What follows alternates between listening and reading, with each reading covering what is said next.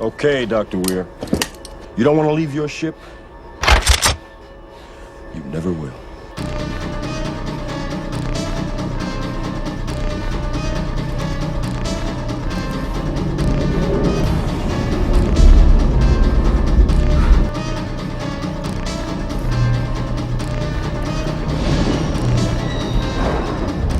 You said the ship's drive creates a gateway. Yeah, To what? I don't know. Where did it go? Where did you send it?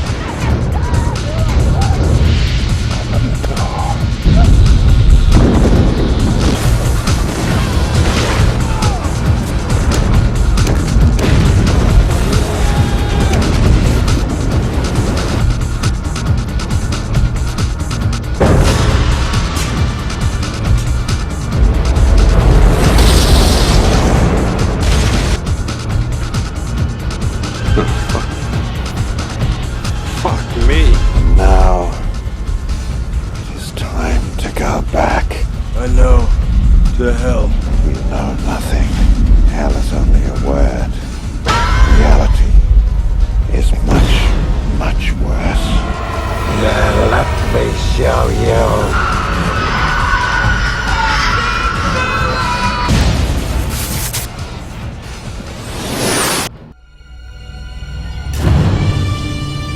In the summer of 1997 saw the release of Event Horizon. With a budget of around $60 million, it unfortunately bombed in the USA and made only a quarter of its budget back, but did far better worldwide and hit the #1 spot in many territories such as the UK.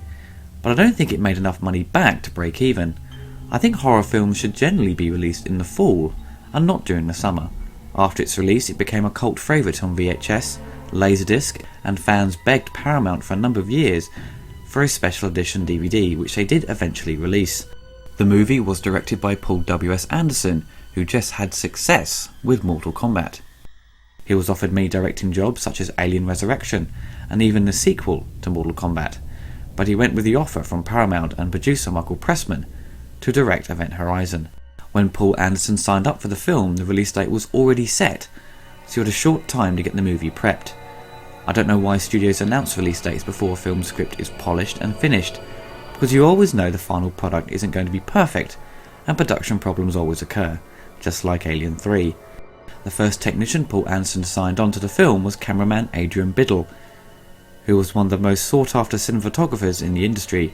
He had photographed Aliens, Willow, Judge Dredd, and after Event Horizon he worked on The Mummy and The World Is Not Enough. Event Horizon is great to look at and has a great style to its design and lighting. He unfortunately passed away in 2005 at only 53 years old.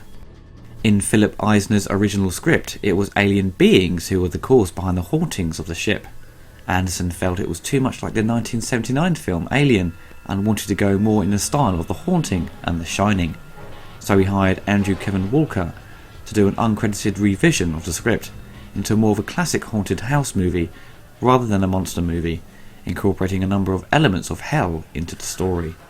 The story to the film is pretty straightforward. Scientist Dr. Weir, played by Sam Neill, has created a spaceship that could travel faster than light speed, but it doesn't actually travel that fast, but instead it opens a gateway, basically a black hole, where the gateway bends time and space, and the ship can travel through the black hole and get to its destination in next to no time.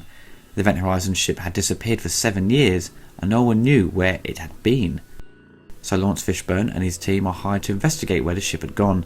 Upon entering the Event Horizon, they find there was a massacre and find video logs of the previous crew going insane and mutilating each other. As the crew begin to discover more, they realise the ship leapt outside the known universe and into another dimension, described later on by Dr. Weir as a dimension of pure chaos and pure evil, and implied to be hell. The Event Horizon has since then gained telekinetic abilities and starts tormenting its occupants with the aim of compelling them to return to hell. The casting for the film is generally spot on. Lawrence Fishburne is great, Jason Isaacs is always awesome in everything he's in, and it's a shame he doesn't get much more dialogue, and the same goes for Sean Pertwee. But Sam Neill, I feel, is probably miscast. He is fine with playing the scientist and explaining how the Event Horizon works, but when it comes to him turning into what some call the Weir Beast, even though the makeup is very impressive, his performance is bordering on the cheesy and hammy side of acting. I don't think he has a threatening voice. Maybe they should have mixed it a little to create a more demonic sound to help boost his performance. Richard Jones, who plays Cooper, delivers all his lines with charisma and charm, and provides some great humour to the film, which helps relieve some of the tension after a scary scene, which some may find not ideal for a horror film such as this, but I think it works. Alright, suit yourself. What about you, Stark? Would you like something hot and black inside you? Ooh, is that an offer? It is not. Then how about some coffee then? Shit! Where the fuck am I going? Why is this shit gonna happen to me? Fuck. 3. Come on, come on, come on, yes! Yes! Yes! Here I come, motherfuckers!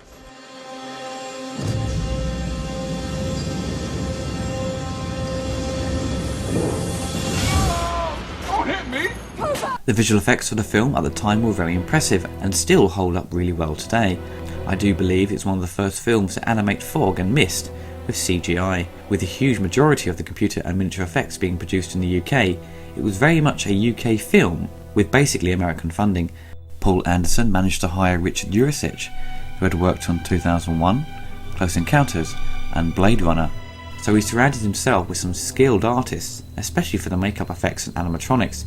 He had spoken to Clive Barker, who had directed Hellraiser, and I believe he had recommended Bob Keane, who helped provide a lot of the disturbing effects for the nightmare sequences. Paul Anderson wanted the band Orbital to compose the music to Event Horizon.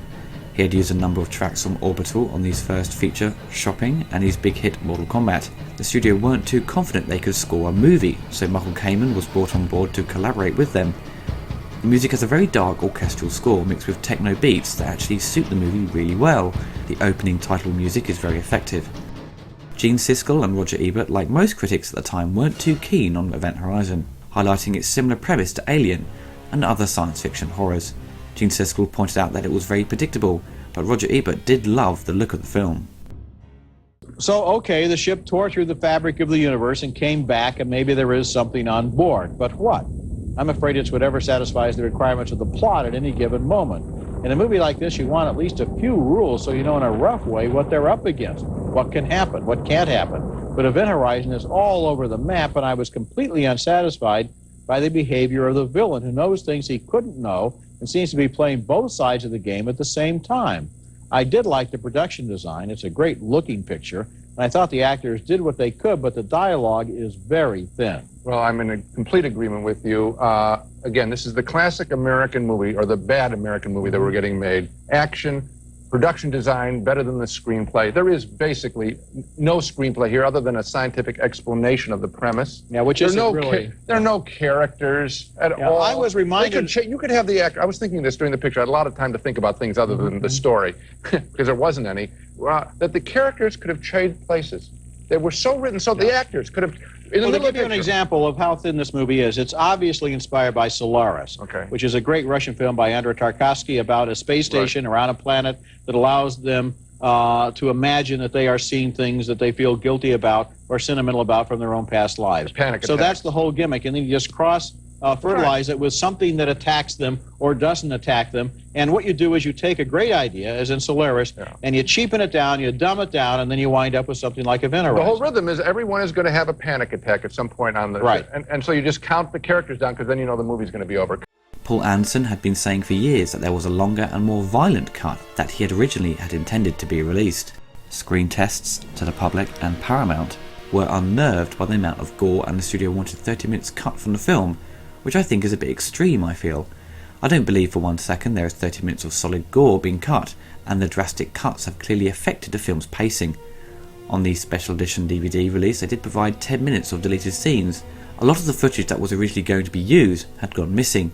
Many studios often destroy deleted footage, or sometimes it gets lost over time in their archives. At Comic-Con of this year, Paul Anderson said they had found the original work print, but it was on a VHS tape, but hopefully they'll find the original 35mm negatives. I don't particularly want to watch a new cut mastered from a crusty VHS tape if they decide to recut the movie in future. I saw the movie when it came out to rent on video, and I must admit it did freak me out. The hell sequences are very effective, and it leaves an impression on you. It's very disturbing. The plot isn't very original though. I always felt it was more like Hellraiser in space. I've seen the movie a number of times and I always felt it needed more dialogue and more scenes with the crew to flesh out the story a bit more. I'm not too concerned about seeing more of Hell. The characters are likeable and I would prefer to see more scenes with them. The biggest issue, which I had mentioned earlier, was the pacing, and I also need to highlight Sam Neill's character. The beginning of the movie is generally fine. It explains what the Event Horizon does and what the mission is. All very simple. Once they get on board the ship and the gate opens, things begin to move along very quickly, which is where I have an issue. There are a few scenes that really help build up tension and gives you, the viewer, a very unnerving feeling, which is what great horror does. But then the movie just wants to jump to the next scene to just offer a jump scare or some quick shots of gore. I feel the drastic cuts they made to speed the film along really affect it and stop it from being a classic horror film. Sam Neill's character is very uneven. Sometimes you feel he is possessed and working against them, and then he acts normal. With the death of the med technician Peters, he gets very upset, but a previous scene he seems to be like he was under control of the ship. Jason Isaacs does slip out of character as well, but he quickly shakes out of it and seems more in control of his actions. I feel the audience has to fill in a lot of the gaps to sort of make sense of Sam Neill's character, which they shouldn't have to do. It's the responsibility of the writer and director that should explain things effectively, so you're not feeling confused or misled in a certain way. Event Horizon has lots of great ideas and potential. As it stands, it's a solid 3 out of 5 film. If there were more scenes of dialogue and character development thrown in, and scenes of building up tension, then it would definitely get a higher score, and it would have been received better by critics at the time. My comments shouldn't distract you from seeing it, because it has some great stuff in it, but don't try and compare it to Alien or The Shining, because it does fall short. If you do watch it, grab some beers and turn the lights off, and it will freak you out. I don't recommend eating any food while watching it, especially spaghetti bolognese, because it will make you feel sick.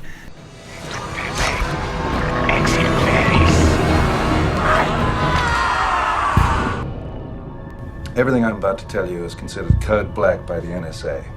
USAC intercepted a radio transmission from a decaying orbit around Neptune. The source of this transmission has been identified as the Event Horizon. The Event Horizon is the culmination of a secret government project to create a spacecraft capable of faster-than-light flight. The ship doesn't really go faster than light. What it does is it creates a dimensional gateway that allows it to jump instantaneously from one point of the universe to another light years away. Where's she been for the last 7 years, Doctor? That's what we're here to find out.